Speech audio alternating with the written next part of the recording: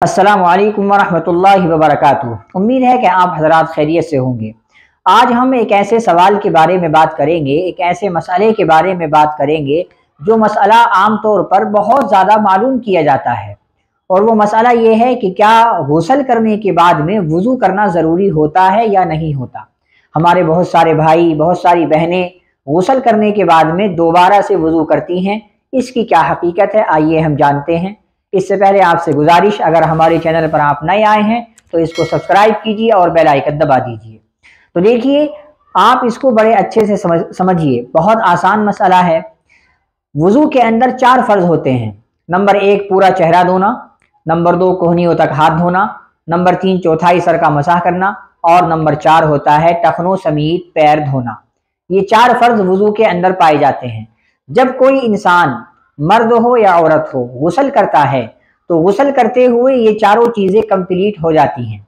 गुस्ल करते हुए चेहरा भी पूरा धुल जाता है, गुस्ल करते हुए कोहनियों तक हाथ भी धुल जाते हैं, गुस्ल करते हुए चौथाई सर का मसाह भी हो जाता है, बल्कि पूरा सर ही धुल जाता है।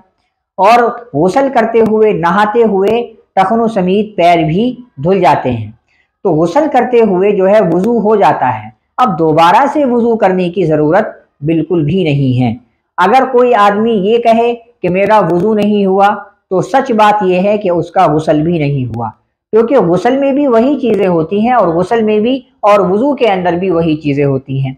गुस्ल के अंदर होता है पूरे बदन पर पानी बहाना, हत्ता कि ज़र्रा बराबर भी या बाल के बराबर भी सूखा ना रह जाए। तो पूरे बदन के लिए तो जो है चेहरा भी आता है, हाथ भी आते हैं, कोहनियों तक हाथ भी आते हैं और टखनों तक पैर भी आते हैं।